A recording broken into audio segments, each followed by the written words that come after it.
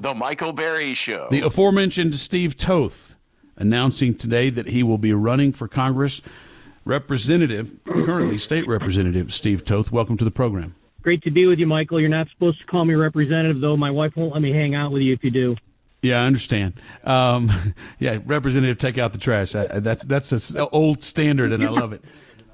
First of all, let's talk about, before we get into your biography, I always ask, if you're running against a candidate in your own party who is holding an office, there needs to be something you feel they're not doing well and you can do better. And so let's start with that premise. Yeah, so Crenshaw came into the Woodlands, which House District 15 that I represent, 100% of it is in Congressional District 2. And this is, 3 years ago when he sided with the Democrats to say that we want to pass legislation that allows 5,000 people into the United States every single day. And when it hits 5,000, it then drops down to 1,400. So 6,400 people into the United States every year. In other words, nearly 2 million people, Michael. And when we said it's not acceptable, he just absolutely belittled us, denigrated us, me and Senator Creighton, saying this is not acceptable. We're not going to put up with that. We want the border closed. And he said, this is the best that we can do. And we're like, just close the border. And if you won't close the border, get the hell out of our way. We can close the border. And he laughed at us and said, Texas can't close its border. You need the feds to do that for you, which we've closed the border in the past. We have done that. The only thing that we needed was for the United States federal government to get out of our way so that we could do it. And so, yeah, he betrayed us. Absolutely has betrayed us. You had Trump saying, close the border. And Biden said, we can't close the border. We need legislation to close the border. And, and 100% of the Democrats and Dan Crenshaw sided with Biden to keep the border open and to allow this catastrophe to go on. I find Crenshaw to be consistent with neocons in that they want to send our men abroad to fight every war and open our borders to allow illegal aliens here. Those two go part and parcel, and it's not until you understand the forum that they go to in Davos and that is the mindset. Wars abroad, illegal immigration at home, and they hold dear to both of those. But almost every neocon is for wide open borders of some sort or another. And it's interesting how those two go together hand in glove. It's almost as if that's how they're told they're supposed to feel on the issue. And it's very disturbing. They also want to relocate as quote-unquote refugees half the countries that after we invade and bomb and lose our men, let's bring some of their folks home while we lose ours over there. It drives me nuts. I'll let you talk. You're the candidate. Let's talk about you. Let's talk about who Steve Toth is for someone who doesn't know who you are. I'm a small business owner, and I'm a pastor. I've done marriage and family life counseling for 30 years. And it's been the greatest thrill of my life. I still do a lot of it. I love veterans. I feel a deep sense of obligation towards them because I feel like I missed out on something as a young man. We're at peace. We weren't at war when I got out of school, and I never went into the military. I feel like I should have. I feel like all young men should do that. It's something of a character building experience, but it's also an incredible thing to do for your nation. And I feel like I missed out on that and feel like I just have an obligation towards it. And so I got involved with Chad Robichaux several years ago in starting Mighty Oaks. We're a faith-based veteran service organization. And it's just been the greatest thrill of my life to be part of it. I'm married for 42 years. I am a grandfather. I have, Michael, 2 sets of twins. Both sets of twins were born 6 years apart to the month. And what else can I say? Small business owner, a dozen employees, and we have a school construction and service business. And you've done that for how long? 25 years.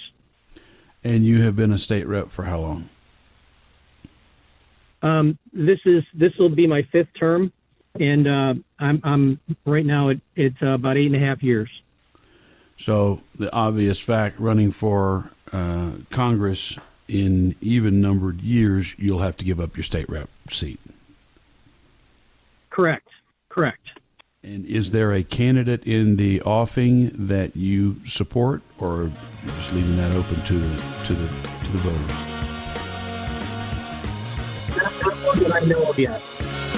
State Representative Steve Toth is our guest. He is announcing today there will be a gathering this evening for the big announcement that he is running for the United States Congress. The last congressional candidate we had to announce on our show was Morgan Luttrell, who cruised to a big victory in his race. Steve Toth will be 10-year state rep, challenging Dan Crenshaw, who will be finishing his fourth term as a United States Congressman. Steve Toth, let's talk first about tonight for folks who want to come out and be with you at your announcement. Can you give those details? You bet, Michael. So we'll be at Grace Church at 6 o'clock for pizza and food and fun. And at 6:30, the program will begin. And Chad Prather and Kenny Webster are going to be master of ceremonies. And it just should be a great time. We're going to have several of the Freedom Caucus people there, including Nate Chasline, who's going to be heading up the Freedom Caucus for the Texas House next year. And it should be a great evening. We're really excited about it. A lot of people, we've had over 100 people step forward and endorse my campaign, and we're excited, really excited. You know, usually a first-time usually a candidate for office may not have a political background, and votes they've taken and actions they've taken and fights they've been willing to engage, but you do. I think that gives you a certain amount. There is a frustration in the land right now, especially in that congressional seat, where folks say Crenshaw is not one of us. He doesn't share our values. He belongs to the swamp. He belongs to the establishment. He belongs to the people who fly you to Davos in Switzerland and give those big speeches. I think being a more regular person, a real person at church, a small business, fighting in the state house, I think that gives you an advantage. It's tough. It's tough to beat a sitting congressman, but I think that gives you a leg up that most folks would not enjoy. Yeah, I mean, you've been in elected office. You know how it is, and you know how elected office changes people. And I have a pastor friend that once said to me, he said, you don't know a man's character and what he's really made of until you drop them in hot water. And that way they're kind of like a tea bag, right? You don't really know what it tastes like. You don't really know what it is until they're dropped in hot water. And there's no hotter water than politics. And there's just something about it when you get into an elected position that, for whatever reason, it tests a man's character. And so many of them, I like you, got behind Crenshaw. I was really concerned about who they were running for that office, and it was an anointed state rep that had a terrible voting record, total swamp creature. And then along comes this guy that's a war hero, Navy SEAL, which, you know, I love Navy SEALs. I love veterans. And I thought this guy was going to be great. Morgan has done a great job, Michael. He's just been amazing. Wesley Hunt's doing a great job. Amazing two guys. But Dan just wanted to become part of the furniture in Washington as soon as he got there.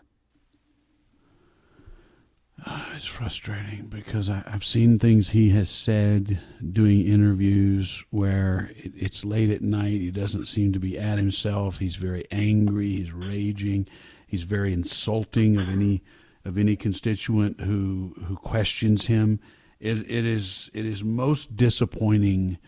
It's not just that he's gone up there to do nothing. It's that he's gone up there to be a person who attacks the very people who voted for him as if they're a bunch of heathens or hillbillies and idiots and they don't understand the things he does. It's very disappointing. He has also reacted in a snarly manner when questioned about how he has seen such incredible percentage trade increases on his stock trades. I think voters have every right to ask that question, and he starts cussing when they ask that. It's pretty ridiculous if you ask me. he's outperforming Warren Buffett. I mean, the only person he's not outperforming is Nancy Pelosi. And well, maybe we know what his alternate it, career could be, but I don't know if he could do so well if he doesn't have inside information, right? He and Hillary Clinton, right? I mean, they're just amazing at it. It's an interesting thing. You know, I guess the one thing you could be really proud of in your congressional service is the one thing that the base absolutely despises you for, because it's so incredibly questionable at a minimum. And I'm holding my tongue. So what does it take to win this race? Let's talk about the parameters of this district and what this district looks like. So it's the southern half of Montgomery County.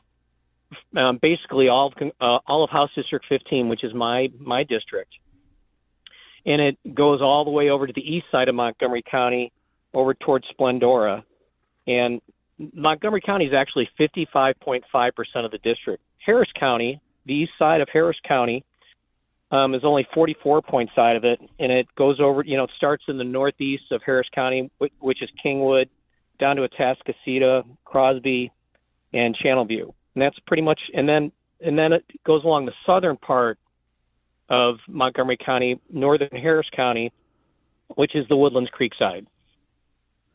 And it has, I've looked at the numbers in a minute, but it has been a reliably Republican district in November, which makes this primary like the general and a very, very important primary. You know, it strikes me that Crenshaw is probably a better November candidate than he is a March candidate. Exactly. And one of the things that he has prided himself on when we were doing redistricting, I was concerned about how the district was being drawn. I wanted to draw it redder. I wanted it to be an 85% district, and he cussed me out for wanting to bring more rural area into it and less Democrats into it. And he said only I could win a district like that. And like, you're proud of that? I mean, I don't want to work with Democrats. I want to defeat them. I want to beat them. Because that's what they want to do to us. Yeah, I think Crenshaw recognizes that he is better being a candidate for Democrats who they can deal with than Republicans who he won't follow what Republican primary voters want as their baseline. I think Republicans scare him a lot more than Democrats. I really do. Oh, absolutely. He does not understand who the Republican base is because he's not part of it. He was never part of it. He did a really good job posing as one of us, but he's never really walked the line. He's never walked the party line. He's never been interested in anything that we've really had to say to him. I've reached out to him in my office from time to time. You know, I'll have constituents that will have federal issues, and from time to time, congressmen will have issues that are state issues, and we work together. We've never been able to work with him, ever. And so when I have an issue, federal issue for a constituent, I reach out to Wesley Hunt or I reach out to Morgan Luttrell, and their offices are amazing. State Representative Steve Toth announcing today he is challenging Dan Crenshaw in the 2nd Congressional District, once represented by Ted Poe for a number of years. That announcement tonight, the big party tonight at Grace Woodlands Church at 6:30. We've got about a minute or so. State Representative Steve Toth, why don't you talk about what you've done in the State House, and I'll let you take it to the break. One of the greatest challenges that we've got 15 years ago when I got into politics, we were winning elections, statewide elections, with 24-point margins. Now it's only 8. We've got to do a better job at empowering parents and getting our schools back because they're inculcating our kids into Marxism. I listen to both sessions of your show every day. Mr. Michael Berry. You have the most pleasant voice.